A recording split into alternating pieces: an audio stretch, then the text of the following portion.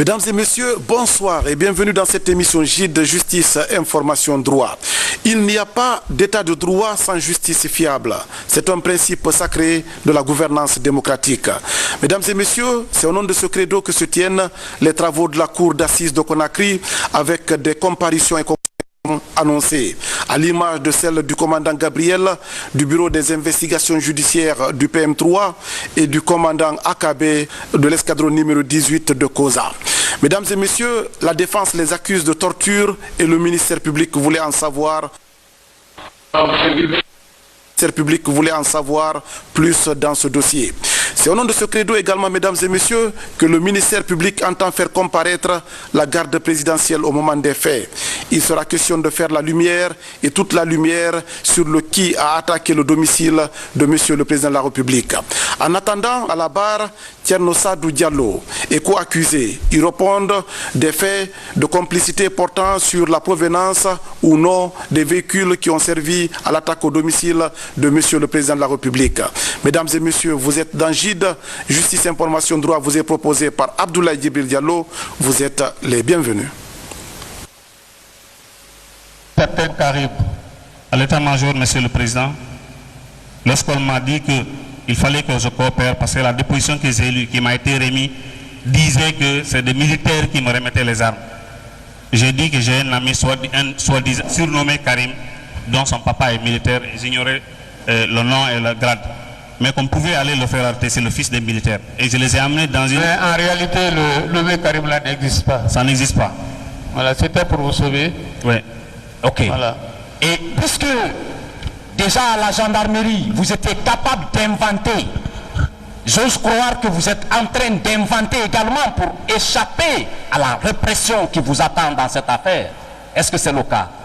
Je n'invente rien. Vous êtes capable d'inventer comme Karl Marx. Vous êtes capable d'inventer comme Descartes. C'est bien ça? Ça, c'est vous qui le dites. C'est vous qui avez parlé d'invention. Non, c'est vous qui faites allusion à Karl Marx. Ok. Et vous avez parlé de quel officier supérieur qui vous aurait demandé de coopérer pour pouvoir vous accorder des bourses d'études? Je dis bien le chef d'état-major de la gendarmerie nationale et où dans l'enceinte de la gendarmerie nationale. Et c'est là que le commandant Resco m'a trouvé. Ces gens m'ont frappé après ce qui s'est passé entre lui et moi. C'est là que j'ai passé la nuit du samedi. Et c'est cette nuit que j'ai rencontré le général Baldé. Et ce qui s'est passé entre nous, je l'ai dit ici, je n'ai pas besoin de revenir là-dessus. Oui, moi je ne vous demande pas de revenir là-dessus. Ouais. Je suis fidèle à ma ligne d'interrogatoire. Je suis fidèle à ce qui m'est arrivé et je le dirai haut et fort. Voilà. Dites-le haut et fort, c'est votre droit de le dire haut et fort. Merci. Et c'est vous qui déclarez sans preuve que cet officier vous aurait demandé de coopérer et qu'en contrepartie, il s'engageait à vous accorder une bourse d'études. Pourquoi, avant de coopérer, vous n'avez pas exigé de lui un document écrit? S'il était sincère, s'il savait que votre coopération aurait eu une contrepartie visant à faciliter vos études à l'étranger. Merci. Je vous remercie de me poser cette question. Oui, je vous la pose. Oui, je veux la répondre maintenant. Répondez. Je vous informe que lorsque j'ai été arrêté à Koza, à la gendarmerie, nous sommes passés par École 18. De là-bas, nous sommes passés par le PM3. Juste quelques minutes. De là-bas, on m'a amené directement à l'état-major. Et c'est là que j'ai passé le samedi, la nuit du samedi, la journée du dimanche et la nuit du dimanche. Voilà. Mais ça, ce n'est pas la réponse à ma question. Moi, je dis, au moment où le général Baldé, c'est vous qui le dites, au moment où le général Baldé vous demandait d'accepter de coopérer, je demande, avant de coopérer, avant de porter des accusations contre vous-même, comme vous le prétendez, est-ce que vous aviez exigé de M. Baldé, du général Baldé, un document écrit pour garantir son engagement? Je ne pouvais lui demander Vous n'avez pas demandé de papier. Pardon? Vous n'avez pas demandé de papier. Je ne lui ai pas demandé de papier, Monsieur le Président. Je venais juste d'être frappé lorsqu'on m'a amené là. Merci. Et ce qu'on m'a dit, c'est que je ne pouvais en aucun cas l'échapper. Merci, Monsieur le Président. Voilà. De toute façon, Il vous en reste beaucoup de questions? non, bon, je crois que je vais terminer bientôt. Dans moins de 5 minutes. Croyez-moi. Veuillez m'accorder ce temps pour ne pas interrompre ma communication. Oui, allez-y. Oui.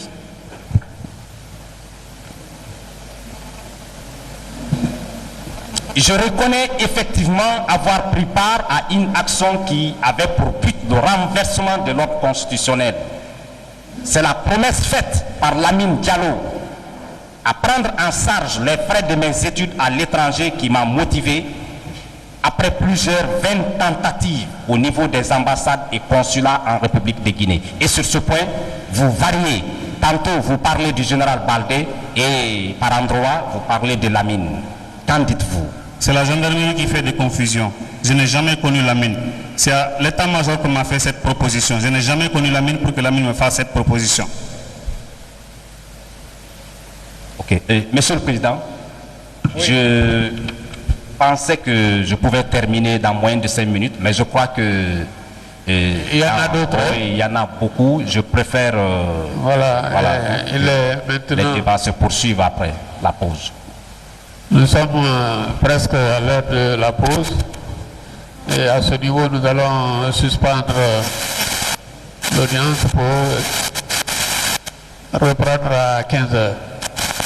L'audience à 15 heures. L'audience est suspendue et sera reprise à 15 heures.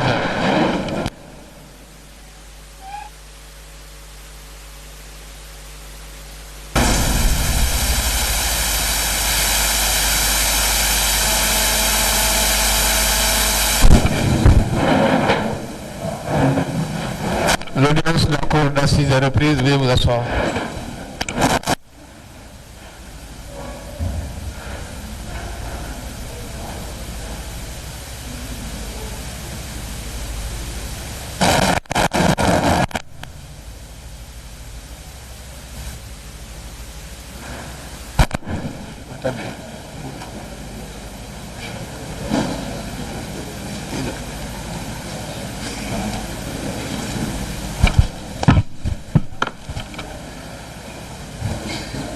Mamadou Alpha Diallo.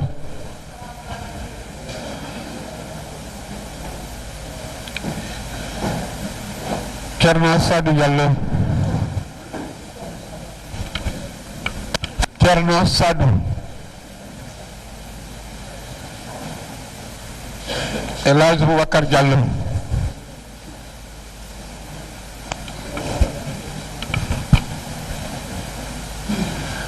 Maître Moridou Bouyala.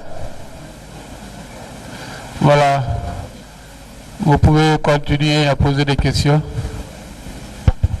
Merci, Monsieur le Président. Et j'étais avec l'accusé Thierno Sadou Diallo. Présent, maître. Monsieur Thierno Sadou Diallo. Oui, maître. Le général Baldé, vous l'avez dit ici, vous aurez demandé de coopérer. Et dans un premier temps, vous avez accepté de coopérer, vrai ou faux? Si vous permettez, je vais bien répondre à la question. Non, je n'ai pas compris la réponse. Avez-vous accepté de coopérer? Dans un premier temps de coopérer, oui ou non?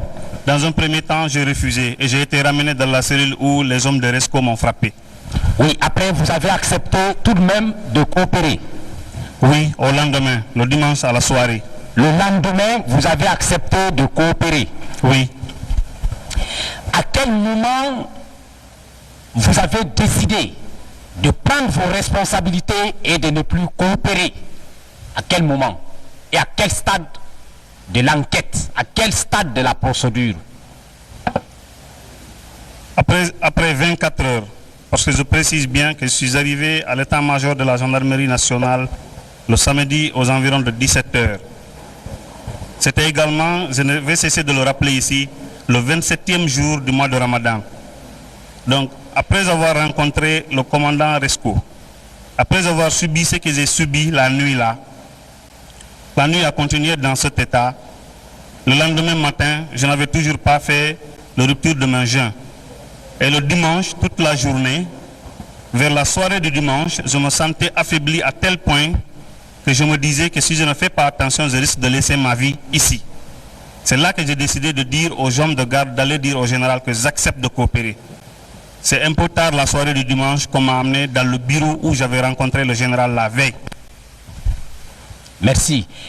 Mais vous êtes formel, le général vous a dit, vous coopérez, vous avez droit à une bourse d'études à l'extérieur de la Guinée. Lorsqu'il m'a montré les papiers manuscrits, soi-disant écrits ou reconnus par Baba Alimou, sur lesquels était écrit que Baba Alimou recevait des armes via moi qui les achetais avec des militaires et que je recevais cet argent de M. Baouri. Lorsqu'il m'a exhibé ce papier pour un départ, je lui ai dit que ça n'engage que Baba Alimou. Et lorsqu'on m'a fait retourner où j'étais, avant de me retourner où j'étais, il m'a dit de toutes les façons, tu vas voir, tu es très jeune. Si tu coopères, tu peux t'en sortir et je peux t'octroyer une bourse d'État pour aller étudier. Et si tu ne coopères pas, d'une manière ou d'une autre, tu ne peux en aucun cas m'échapper parce que tu es déjà dans mes mains. Il me l'a dit et je le répète. Merci beaucoup d'avoir répété ça publiquement et devant la postérité. Ouais. Et d'accord. Mais si le général Baldé, comme vous le prétendez, réalisait ses promesses, ce qui n'est pas d'ailleurs prouvé, est-ce que vous auriez maintenu vos accusations et vos déclarations? Tout mon souci, c'était comment me tirer de l'état-major de la gendarmerie où j'étais séquestré. Et personne n'avait connaissance de mes séquestrations. Ni ma famille, ni mes amis de l'école, ni mes amis politiques. Personne n'a su que j'ai été arrêté. J'étais là, après 24 heures, personne ne savait. Oui, mais je vois votre PV d'enquête dressé à la gendarmerie. Bon, ce que vous dites semble être à l'antipode des termes de ce procès verbal. Je vous informe parce qu'il y a la rubrique notification de vos droits. Je vous informe que lorsque j'ai décidé de coopérer, c'était dans le but de me tirer de l'état-major. Et lorsque j'ai accepté de coopérer et que j'ai écrit ma déposition sous le contrôle de certains gendarmes, l'essentiel était acquis pour eux parce que j'ai accepté, j'ai écrit et j'ai reconnu. Et vite le lendemain, on m'a transféré, on m'a fait quitter là, on m'a amené au PM3. C'est au PM3 que j'ai tenté de justifier le passé était du fou. C'est là que j'ai expliqué que j'ai eu affaire à une arme une seule fois dans ma vie. C'est là que j'ai donné les autres détails. Ok. Si ce complot visant à attenter la vie du chef de l'État réussissait et que les nouvelles autorités en venaient à vous proposer le portefeuille du ministre de la Santé publique, est-ce que vous auriez accepté leur offre? Je n'aurais pas accepté ce poste pour plusieurs raisons. Oui. D'abord, je suis un démocrate. Je suis de l'UFDG. Et vous savez très bien que ce parti est démocrate. Et je vous dis que je suis contre le renversement de régime. Je suis contre les actes anticonstitutionnels. La Constitution et la Guinée est très claire là-dessus. Ok.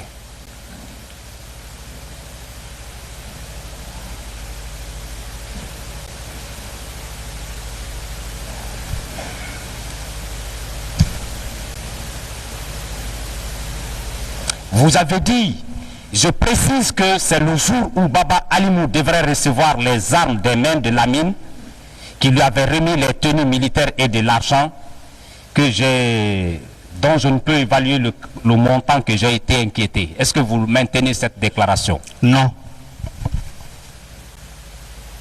À quelle occasion on a découvert dans votre sac une des photos de M. Baba Alimou? Je précise, si vous le permettez bien sûr, que lors de mon arrestation, Tcherno Malalba venait juste de me remettre cette photo et me venait juste de m'indexer qui est Baba Alimou. Les gendarmes qui sont venus nous arrêter, qui étaient avec lui, qui ont fait irruption devant moi, quand j'ai regardé cette photo, ont pris cette photo et l'ont mis dans mon sac. À l'école 18, ils ont sorti la même photo, en plus de mes objets, sans me poser de questions sur la photo. Au PM3, je précise qu'on n'est même pas descendu des véhicules, on n'a fait qu'une escale de quelques minutes. à l'état-major de la gendarmerie nationale aux environs de 20h ou 20h et quelques, lorsque le gouverneur Resco est arrivé, ce n'est plus moi qui avais ce sac. Et bien avant, ce n'est pas moi qui avais ce sac. Ceux-là qui nous ont conduits qui avaient mon sac. Le gouverneur, après m'avoir posé quelques questions, a ordonné qu'on sorte une à une les effets qui se trouvaient dans mon sac. On a commencé par mon ordinateur portable, ensuite mon téléphone et en plus la photo. Est-ce que vous avez connu Baba Alimou avant votre arrestation? Dans le passé, non, monsieur le président. Vous l'avez jamais connu? Non. Même étant à votre siège? Pardon? Même étant à votre siège? Non, je n'avais pas particulièrement eu affaire avec lui, je ne le connaissais pas. Vous l'avez jamais connu au siège de l'UFDG? Non, monsieur le président. Oui. Et pourquoi alors vous étiez allé rencontrer un marabout pour pouvoir travailler pour le compte de monsieur Baba Alimou Bari? Pardon? Quel marabout avez-vous rencontré pour qu'il puisse aider Baba Alimou? C'est rapporté dans votre procès verbal de flagrance. Quel marabout? Ma famille n'est pas marabout, je ne connais pas le maraboutage, je n'en ai pas parlé. Oui, c'est facile de le dire. Quand c'est chaud, chacun se cache la nuit pour rencontrer ces marabouts-là. C'est vous qui le faites, je crois. Hein? Ok. Monsieur le Président. C'est pas bon. Excusez-moi, monsieur le Président. C'est pas bon. Hein? Ça va. Monsieur le Président, je crois avoir fini et épuisé l'ensemble de mes questions avec les deux accusés qui ont été entendus. Je vous remercie. Merci, maître. Maître, qui de vous est prêt? Maître Kamano. Maître Kamano, vous avez la parole.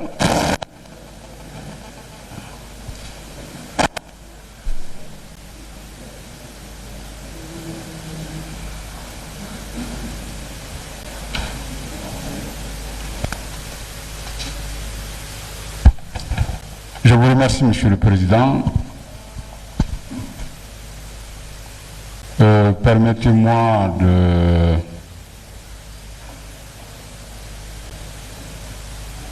revenir un tout petit peu sur le malheureux incident qui s'est produit. Non, les questions. Pardon? Allez aux questions. L'incident qui s'est passé, ça a été réglé. Non, ce n'est plus par rapport à la Cour, c'est par rapport aux propos de nos distingués confrères. Non. Lorsqu'ils nous disent, Madame Damano, s'il vous plaît, que nous avons pris la Cour en otage. Ça, je ne peux pas, Monsieur le Président, excusez-moi, quand c'est des accusés, je peux comprendre. Kamano, Oui. vous savez que vous n'avez pas pris la Cour en otage. Bon, mais j'attendais que vous le rectifiez. Passez ce point, allons aux questions. Monsieur le Président, c'est important parce que tout cela traduit le fait qu'on ne fait pas l'effort nécessaire pour que et la Cour et les confrères que nous sommes et le parquet général, mais qu'il y ait la modération dans le propos. C'est tout ce que nous demandons. Alors, je souhaiterais, Monsieur le Président, que cela ne recommence pas. Parce que je ne vois pas comment nous pouvons prendre la Cour en otage et je ne vois pas comment on peut dire que c'est à dessein que nous faisons traîner les choses, ainsi de suite. Ça, c'est déplacé. Bien. Ceci dit, Monsieur le Président, je vais commencer, avec votre permission, avec M. Mamadou Alpha Diallo. Voilà, vous pouvez aller. Alors, M. Mamadou Alpha Diallo. Présent.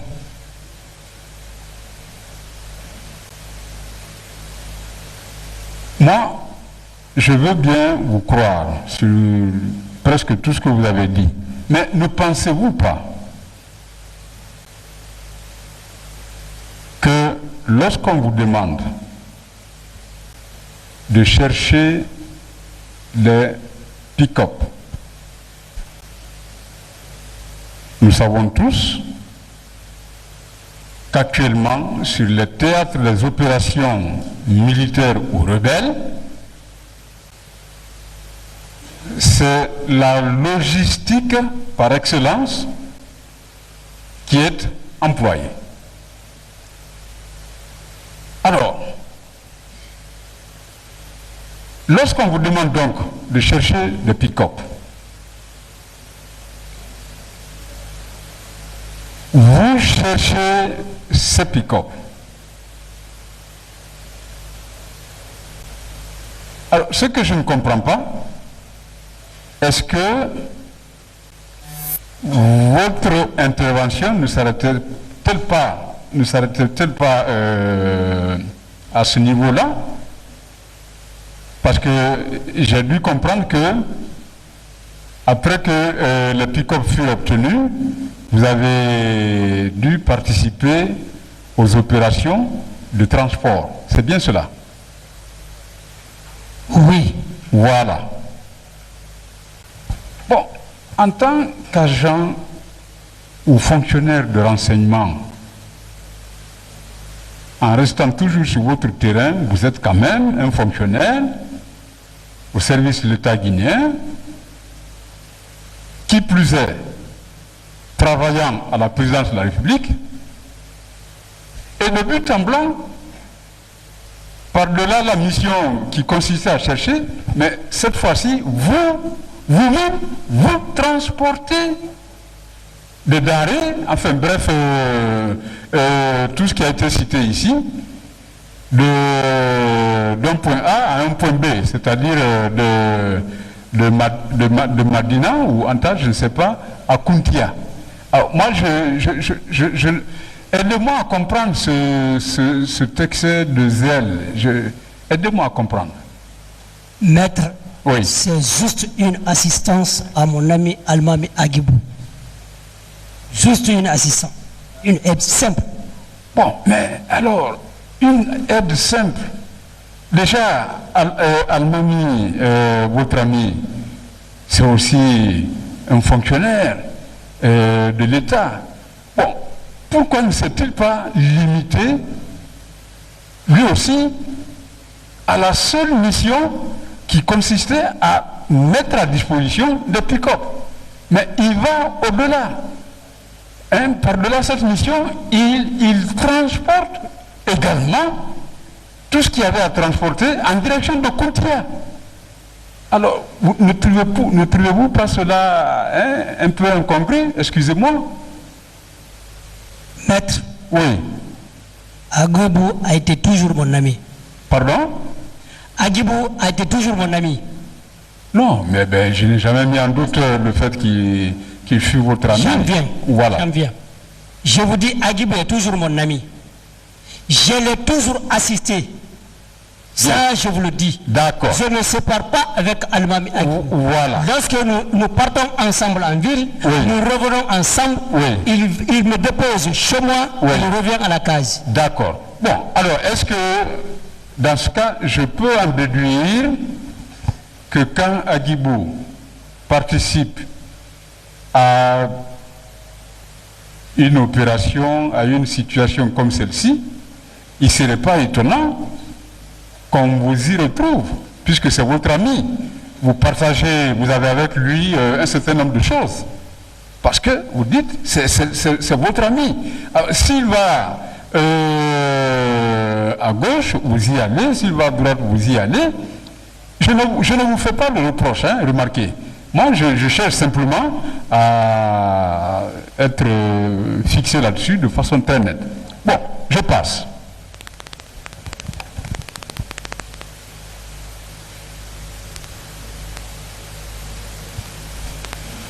Alors, vous dites que vous avez signé le contrat. Oui. Et à l'audience ici, il a été fait état de frais locatifs qui s'élèveraient à 8 millions, sauf si ma mémoire m'abandonne, 9 millions. 9 millions. Alors, aidez-moi à comprendre. Vous voyez, Madame Fatou Bayar, qui au départ, selon sa version des faits, n'avait trouvé qu'un véhicule qui ne lui revenait qu'à 800 000 francs guinéens, va être plus ou moins prompte à débourser 9 millions pour quelques opérations de transport spontanées dans la ville à Conakry. Et expliquez-moi un peu, parce que et pour un trajet qui est bien connu, c'est-à-dire la limite, c'était Kountia. Donc 9 millions de francs guinéens. Alors moi, aidez-moi à comprendre, je ne suis pas transporter des colis, des bagages mouillés pour Kountia, Anta, Kountia, et je vais débourser 9 millions ou simplement du riz pour 9 millions. Puisque vous avez signé le contrat, vous avez dit que vous l'avez signé, on est d'accord là-dessus, et ça ne vous paraît pas non plus un peu incongru, cela? Non. D'accord. Je vous ai dit que dans ces détails, je n'en sais absolument rien. Vous n'en savez absolument rien. Rien. Bon. Mais maintenant que vous le savez à l'audience, la question est évoquée. Bon. Entendu.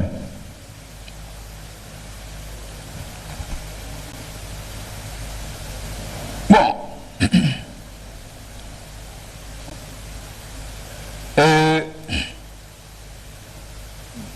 Monsieur Diallo, en vous lisant, d'abord, dans vos procès-verbaux au niveau de la gendarmerie,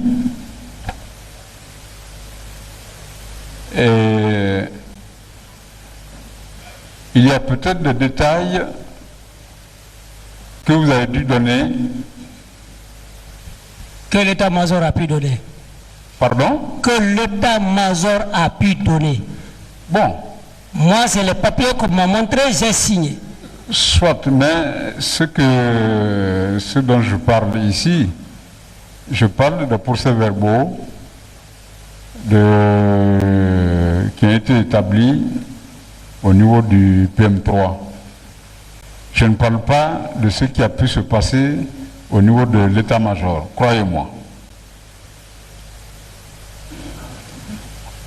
Alors, vous dites, au départ, mon ami Aguibou m'a dit qu'il a fait la connaissance d'une dame qui est entrepreneur, qui fait la construction et qui voulait faire la rénovation de la case de Bellevue.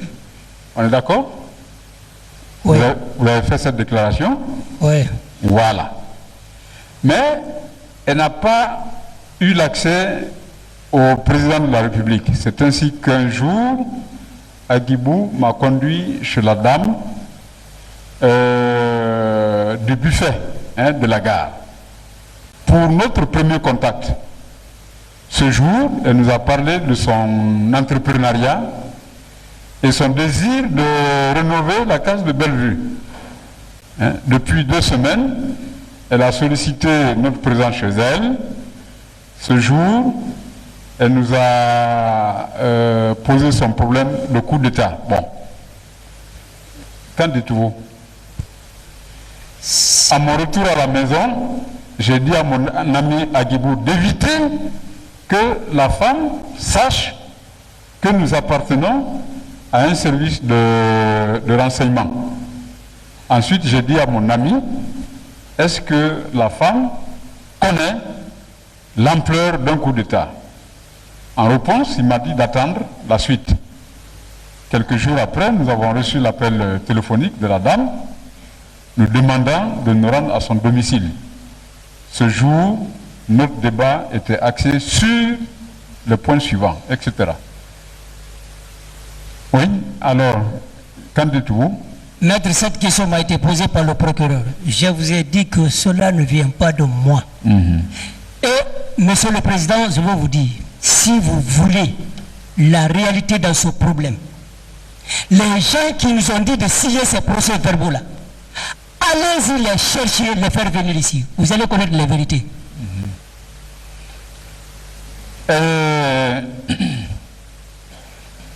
Bon, on ne va pas revenir sur la querelle qu'on a eue depuis hier sur la valeur probante ou pas probante d'un procès verbal. Mais ce que je relève, en ce qui vous concerne, oui, dans la même réponse, vous reconnaissez, vous assumez la paternité du premier paragraphe, oui, c'est moi qui l'ai dit. Le deuxième paragraphe, non, ce n'est pas moi qui l'ai dit.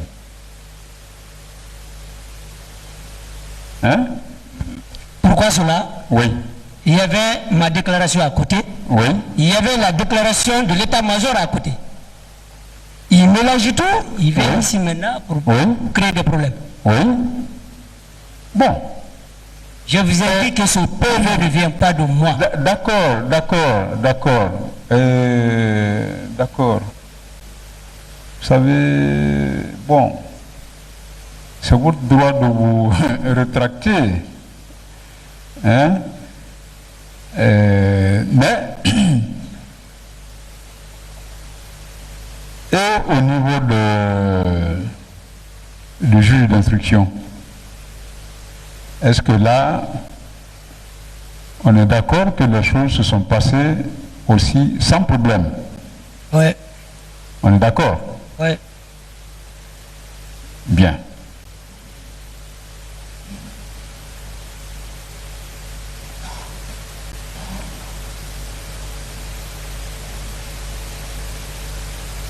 Bon, la contrainte dont vous avez fait état tout à l'heure,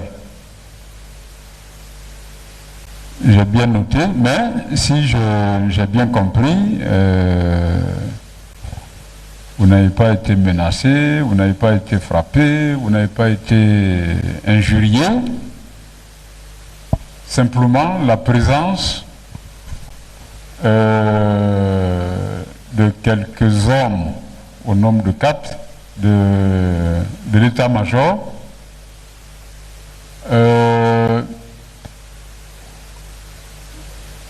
constituerait à vos yeux une sorte de contrainte morale, c'est bien ça? Oui. Voilà. Bon. Je voudrais passer avec toujours la permission bienveillante de Monsieur le Président, passer à Monsieur Barry, Thierno Sadou Diallo, hein? Oui. Oui. Monsieur Thierno Sadou, veuillez répondre aux questions de Maître Kamana. D'accord, Monsieur le Président. Oui. Bon, Monsieur Thierno Sadou,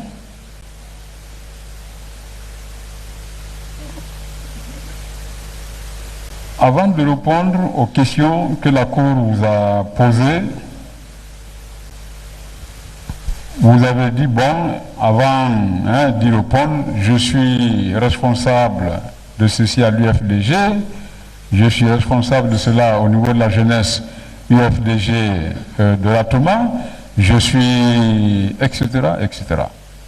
Mais, savez-vous que dans votre procès verbal, en tout cas que j'ai sous les yeux, cette question n'a jamais intéressé ni celui qui vous poursuit là, le procureur, ni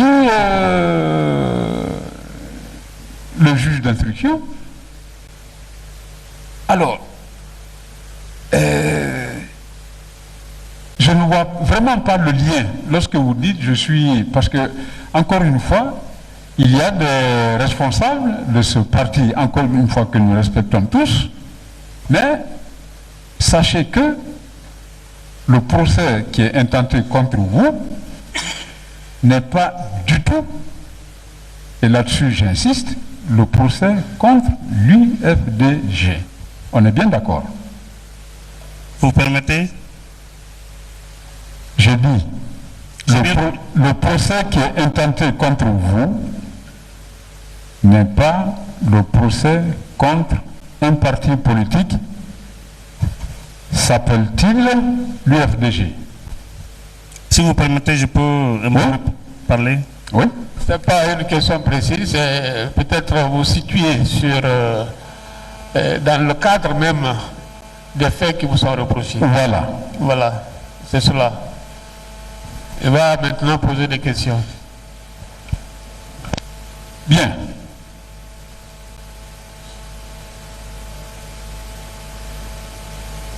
Alors, donc, Monsieur Thierno Sadou,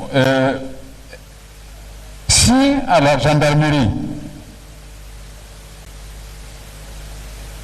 en tout cas au PM3, vous n'avez pas été menacé, ou bien, où l'avez-vous été? Je vous précise. Oui. Que je suis venu au PM3 dans un état dégradant. J'étais fatigué, j'étais épuisé et j'avais de la peur au ventre. Voilà. Et lorsque je suis arrivé, presque c'est les mêmes conditions qui ont continué. Parce que les gens que moi je suis parti chercher, j'ai vu les conditions dans lesquelles ils étaient détenus. Soufiane a été torturé. Ça, c'est deuxièmement, à mon arrivée au niveau du PM3, je n'ai pas eu à manger. Oui. Donc j'ai continué à rester vraiment dans un état très détériorant. Oui, oui. Mais vous aviez, comme on le dit, toute votre tête, c'est-à-dire le discernement, vous aviez le discernement nécessaire, vous saviez. Vous étiez en possession de vos facultés, voilà, mentales. Moi, j'étais déséquilibré, mais j'étais là. Alors, bon. Ceci confirme d'ailleurs, en vous voyant, votre corpulence et tout, parce que tout ce que vous dites, ça coule. Donc, vous avez bien, passez-moi l'expression, la tête sur les épaules, monsieur Diallo. Pardon? Vous avez bien la tête sur les épaules. Maintenant, oui, j'ai le moral haut, voilà. Je suis prêt parce que je suis devant la barre. Mais avant ici, j'étais très inquiet pour ma vie. Oui, mais c'est naturellement, quand on est poursuivi, on est toujours inquiet de son sort. Oui. On a toujours la trouille, on est anxieux. On se pose mille et une questions. C'est normal, c'est dans la nature, dans l'ordre normal des choses. Ça n'a pas commencé par vous. Bon, c'est pas ça le plus important. Moi, le plus important, considérons tant soit peu que tout ce qui a été fait à la gendarmerie n'est pas bon. Mais et devant les juges d'instruction, au nombre de 3, pas un seul. Alors, sérieusement, est-ce que vous avez été entendu en présence de vos avocats devant le pool des juges d'instruction? Je vous précise que j'ai demandé un avocat depuis le PM3, mais je ne l'ai obtenu que tardivement. Donc, et mon instruction et l'instruction de Soufiane et Thierno Sadou Ba, il n'y avait pas d'avocat. Ça, c'était à la maison centrale. Et vous avez entendu le procès verbal de confrontation en date du 21 octobre. A été dressé, vous n'avez pas d'avocat en ce moment? Pas de la confrontation, je parle d'instruction. Il a parlé d'instruction. Oui, c'est pas le juge d'instruction. Maintenant, le jour de la confrontation, mon avocat était là et tardivement, c'était la première fois, je l'ai vu. Bon. Il est venu en retard. Oui, quand même. Qui est votre avocat? Qui était? Le premier que j'ai consulté, c'est la famille qui l'a fait consulter. Après moi, j'ai fait qui était là au moment de la confrontation? C'était Maître Abdul Cham. Voilà. Et effectivement, son nom est mentionné. Son nom est effectivement mentionné. Bon, donc, maintenant que vous le reconnaissez, je dis, il est dit dans la première comparution, est constaté par procès verbal du 2/9/2011, et ce, en présence de Maître Abdul Cham, conseil de l'inculpé. S.I.R. Tcherno Sadou, oui, je reconnais le nommé Baba Alimou Bari. Bon, je ne vais pas revenir sur tout le... Mais ce qui est certain, ce jour, vous étiez assisté d'un conseil. On est d'accord? Le jour de la confrontation, oui. Oui. Mais le jour de l'instruction, non. Non, je parle du jour de la confrontation. Oui. Voilà. Qui m'en soit donné acte, Monsieur le Président, de cette réponse. Voilà, le 11, oui. Vous avez été entendu en présence de votre avocat, Maître Cham. Je ne me souviens pas de la date, mais je me souviens qu'il m'a accompagné. Voilà, au moment de la confrontation, vous étiez assisté d'un avocat. Oui. Voilà. Maître, la Cour vous en donne acte. Voilà. Bon. Alors, cela dit, Monsieur le Président, je vais vous épargner de la répétition parce que des questions ont été posées par votre cour, par le représentant du ministère public, et sur lesquelles je ne voudrais vraiment pas revenir. Alors, sauf que là, j'ai insisté pour que lui-même, il reconnaisse expressis verbis que devant le juge d'instruction, ou à tout le moins, lors de la confrontation, il était assisté d'un conseil. Il y a eu un premier, il y a eu un deuxième, mais il était assisté d'un avocat. Donc, toutes les déclarations qu'il y a faites lui sont opposables. C'est simplement la seule chose que j'ai voulu relever avec votre permission. Et merci encore une fois de votre bienveillante attention. Merci aux confrères. Voilà, maître, c'est fini. Oui.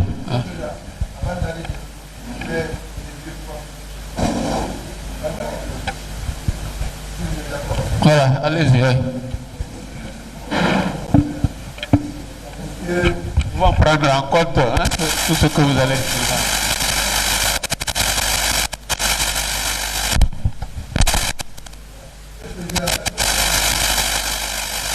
Oui, allez-y.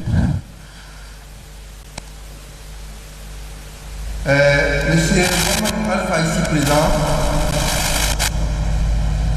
a dit qu'il a demandé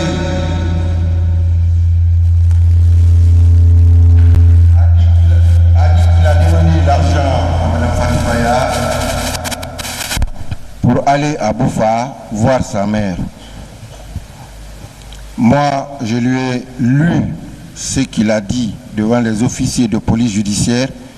Il a dit non, que ce n'est pas lui qui l'a dit. Je voudrais que vous acceptiez, Monsieur le Président, si vous êtes d'accord, de faire venir à la barre Monsieur Almami Agibou. Monsieur Almami Agibou, il est là? Il est déjà interrogé ici. Monsieur Almami Agibou, lors de son interrogatoire, a reconnu avec moi, mais il a dit qu'il a reconnu sous la torture ceci. Elle m'a fait savoir que ce militaire du nom de AOB était d'un autre mouvement. C'est pourquoi d'ailleurs, elle a envoyé mon ami Alpha pour vérifier une information sur AOB et son groupe à Boufa. Il maintient cela, il a dit qu'il l'a dit sur la torture. Est-ce qu'il le maintient? Je vous ai toujours dit, monsieur le procureur général, que tout ce que nous avons donné à la gendarmerie lors de l'enquête préliminaire ne venait pas de nous, mais plutôt de l'état-major général des armées. Vous m'avez dit, j'ai noté à côté... C'est vous-même qui m'avez dit, donc vous l'avez fait sous contrainte. Non, c'est pas moi, c'est vous. Vous m'avez dit oui, vous avez moi qui l'ai dit, mais sous la contrainte. Je voudrais que vous le répétez. C'est bien ça? Je dis. Merci. Tout ce que nous avons dit. Merci. Tout ce que nous avons fait, que restituer ce qu'on nous a dit de faire, donner ce qu'on nous a donné à l'état-major. Merci. Je vous remercie. Vous pouvez vous asseoir. Merci beaucoup. Merci. Vous avez fini avec lui? J'ai fini avec lui, c'était juste pour ça. Oui, et là j'allais... Veuillez l'accompagner. Monsieur le Président, par rapport à Monsieur Kerno Sadou, vous permettez? Oui, Monsieur Kerno Sadou, prenez le micro. Oui, Monsieur le Président. Kerno Sadou, vous avez pensé que la gendarmerie travaille n'importe comment? Ils ont jeté les papiers sur lesquels vous avez été entendu. Voici les manuscrits. Veuillez voir si c'est vous qui avez signé ces manuscrits-là, s'il vous plaît. Les manuscrits qui ont été après transcrits, il a... Ça, ce ne sont pas mes écritures, ça. Non, je n'ai pas dit si c'est votre écriture. Je veux simplement... Regardez bien si c'est... Vous avez signé ces manuscrits. Voilà. Ce n'est pas ma signature, je vous le dis. Voilà, merci. C'est tout. Je relève simplement, Monsieur le Président, que les manuscrits qui sont là, qui ont été effectivement signés par page, par M. Kerno Sadou, correspondent parfaitement bien au procès verbal dactylographié que je viens de lire et qu'il a parfaitement reconnu avoir fait parce qu'il était obligé. Ensuite, Monsieur le Président, c'est ma dernière question et je finis là. Monsieur le Président, je voudrais demander à Monsieur Kerno Sadou. Oui, Monsieur le procureur. À la suite de Maître Maurice Lamé Kamano, avocat de la partie civile, s'il reconnaît que la confrontation entre lui et Monsieur Baba Alimo, Monsieur Feu Kerno Soufiane, et lui-même s'est déroulé devant Maître Bassirou Bari, avocat de Baba Alimou, et devant Maître Abdoul Cham, qui est son avocat. Il le reconnaît? Maître Bassirou Bari, je ne le connaissais pas. Je sais qu'il était là. Maître Abdoul Cham était venu en retard, mais je sais qu'il était là aussi. Il a été votre avocat? Oui. Vous reconnaissez que devant les magistrats instructeurs, les deux avocats-là ont posé des questions auxquelles vous avez répondu librement? Je dis qu'ils étaient là.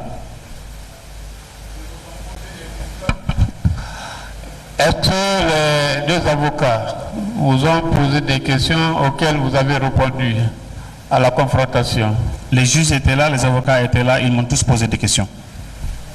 Ils étaient là, oui ou non? Oui, Monsieur le Président. Voilà. Merci, Monsieur le Président, j'en ai fini, je vous remercie. Voilà. Maintenant... J'aurais voulu faire venir Baba Alimou, mais je préfère attendre pour ne pas... il viendra plus tard. Maître Abdoul Cham.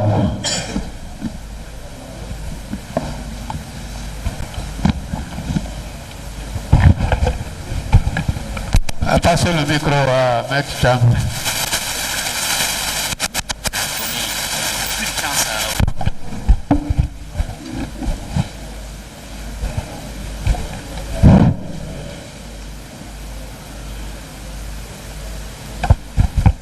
Merci, Monsieur le Président. Je vais commencer naturellement par M. Thierno-Sadou Diallo. Oui, maître. M. Diallo, répondez à votre avocat. D'accord, Monsieur le Président. M. Diallo, et on vous a reproché tout de suite que vous avez commencé par aligner vos différents postes de responsabilité ou en tout cas vos fonctions au niveau de votre parti politique. Mais, M. Diallo, oui, maître. Pensez-vous pas que c'est important parce que depuis que nous sommes là, nous avons entendu des choses et tous qui sont passés pratiquement ont commencé toujours par dire oui, on m'a montré des listes, on m'a dit est-ce que je connaissais Baouri, est-ce que je connaissais ce leader politique, est-ce que je connaissais celui-ci ou celui-là.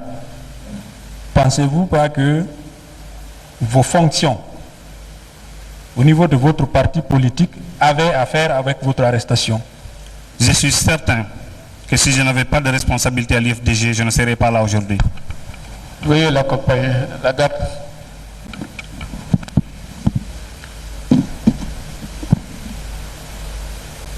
Est-ce que, M. Diallo, oui, maître. Je commence par là où vous avez commencé. Vous dites que vous avez été victime d'attaque. Oui. C'était exactement à quelle date, si vous vous rappelez? C'était si vous ne vous rappelez pas, vous dites que vous ne vous rappelez pas. Le mardi 12 juillet, dans la nuit du mardi 12 au mercredi 13 juillet 2011, à notre domicile, Hamdallah 1, secteur 2. Des gens peuvent en témoigner, le chef de secteur ne sont pas loin, le chef de quartier aussi. 11 au 12 juillet. Oui. Donc pendant que ce mouvement-là avait commencé, le mouvement d'arrestation, je veux bien dire, est-ce qu'à l'époque, vous aviez appris que des gens avaient été arrêtés? Non, je n'avais pas appris que des gens avaient été arrêtés. Vous avez parlé ici les circonstances de votre arrestation. J'aurais souhaité que vous reveniez un peu sur ce point-là, parce qu'il y a des choses que moi je n'ai pas compris. Je me reprends, maître. Je voudrais juste vous informer que j'ai reçu aux environs de 14 h le samedi un appel de Thierno Malal Ba, que j'ai connu suite à l'arrestation de Baba Alimou. Après que Baba Alimou et Elhadj Boubacar aient été arrêtés, en ma qualité de responsable fédéral des jeunes de la Toma, je me suis rendu à Petit Simbaya pour nous enquérir de nouvelles, puisque j'ai été informé que un militant, parce que je ne connaissais même pas qu'Elhadj était arrêté, qu'un militant de l'UFDG était arrêté, un responsable de la section UFDG Petit Simbaya. C'est dans ce cadre que je me suis rendu dans ce quartier. Et arrivé au niveau du siège de la section UFDG, j'ai trouvé des jeunes. Quand j'ai commencé à demander, la personne la plus remarquable qui est venue devant moi, c'était Thierno Malal Ba, alias Diaroul. Il m'a dit qu'il était surpris d'apprendre que Baba Alimou était arrêté, parce que la veille, la nuit, il lui a vu. Il me l'a dit. Et il s'est présenté à moi, on s'est parlé, et puis lorsqu'ils ont parlé comme quoi qu'il est arrêté, il est au PM3, ainsi de suite, je lui ai dit que je vais remonter l'information au niveau du droit, au niveau du parti. Parce que lorsqu'un militant a des problèmes, l'UFDG a l'habitude de faire du machin social. Donc c'est dans ce cadre que je me suis retourné pour rendre compte au niveau de la fédération. D'accord. Et ensuite... Oui, ce que je voulais savoir, exactement c'est quoi? Vous avez été appelé par un certain monsieur Malal. Effectivement. Il vous a donné rendez-vous. Et le lieu de rendez-vous, vous avez été encerclé par un groupe de gendarmes. Oui. Vous êtes menotté en même temps, vous êtes allé à l'écho 18. Et là-bas, vous êtes passé par l'escadron, je ne sais pas, PM3. Oui. Là-bas, vous êtes allé à l'état-major. Oui. Alors, si j'ai bien retenu ce que vous avez dit, que c'est ce jour que vous avez cessé de voir se nommer Diarou, avec qui vous avez été arrêté. Oui, lorsque nous sommes arrivés à l'état-major et qu'ils nous ont fait monter, et notre responsable est venu quelques minutes après notre arrivée. Il dit sur instruction du général, il faut les départager. Ils ont dit le nommé Thierno Sadou reste. Et nous, on va avec le nommé Malal. Ils sont descendus avec lui. Depuis ce jour, je ne l'ai plus revu. Alors, et si j'ai retenu bien, vous avez dit aussi que c'est ce même Malal qui aurait dénoncé d'autres personnes qui sont là déjà. Je vous informe que c'est le même Malal dit Diaroul qui a fait arrêter Suleiman Ba qui est là. Il a filé jusqu'à l'abbé. Qui a également fait arrêter Ousmane Diallo qui est là. Il a également fait arrêter les jeunes frères de Toumba qui ont été à la maison centrale que moi j'ai connu là-bas pour la circonstance. Et Babalim nous a dit ici que le même Malal est reparti le lendemain de son arrestation réclamer son téléphone à domicile. Et lui-même m'a dit que j'ai vu Babalim la nuit, je suis surpris qu'il soit arrêté le matin. Comment vous pouvez comprendre que ce monsieur qui a fait arrêter tout ce beau monde ne soit pas là aujourd'hui? Je suis certain, vous tous. Je suis certain, comme vous le savez, lorsque nous avons eu droit de visite à la maison centrale, nos amis de la haute banlieue venaient nous rendre visite. Ils nous ont dit que quand les gens ont appris que c'est lui qui nous a fait arrêter tous, qu'il a eu peur, que le gouverneur aurait même trouvé refuge pour lui à Kaloum, qu'il n'ose pas aller en haute banlieue s'il n'est pas accompagné de gendarmes. Pourtant, il est civil. Donc, ils se sont servis de lui pour nous atteindre, sachant bien que c'est lui qui est à Ratoma et qu'il connaît bien Ratoma. Avant de continuer, Monsieur le Président, j'aurais souhaité que la Cour prenne toutes les dispositions pour que ce nommé Malal, autrement dit Diaroul, n'est-ce pas? Thierno Malal Ba, alias Malal Ba, dit Diaroul, Monsieur le Président, puisse comparaître devant votre Cour pour nous donner des éclaircissements par rapport à tout ce qu'on parle autour de lui, Monsieur le Président. Thierno Malal Ba, hein? Oui. C'est lui? Oui. C'est bien lui. Voilà. À temps opportun, la Cour verra si c'est nécessaire qu'il vienne. Voilà, la Cour appréciera. Monsieur Diallo. Oui, maître. Dans les questionnaires de l'autre côté, on vous a demandé si vous connaissiez Madame Fatou Badiar. Oui. Et que vous êtes de quelle préfecture exactement? Oui. Parce que si j'ai bien suivi, on vous a demandé vous êtes d'où? Vous avez dit de Hamdallah. On a répondu de l'autre côté pour dire non, pas le quartier. Vous venez de quelle préfecture? Vous avez dit Koundara. Est-ce que vous ne pensez pas que parce que simplement vous êtes de Koundara et que Madame Fatou Badiar soit de Koundara, on pense aujourd'hui que tous ceux qui viennent de Koundara, ou en tout cas tous ceux qui sont connus, ressortissants de cette préfecture, doivent accompagner Mme Fatou Badiar dans cette affaire? Je reviens. Lorsque d'avoir pratiqué Gide de justice, information, droit, a porté sur les travaux de la cour d'assises de Conakry, dans sa partie provenance des véhicules qui ont servi à l'attaque au domicile de Monsieur le Président de la République, un certain nombre de co-accusés répondent justement des faits de complicité dans cette affaire. Je pense que vous avez été particulièrement bien servi. Gide vous a été proposé par Abdoulaye Djibril Diallo. Merci de l'avoir pratiqué.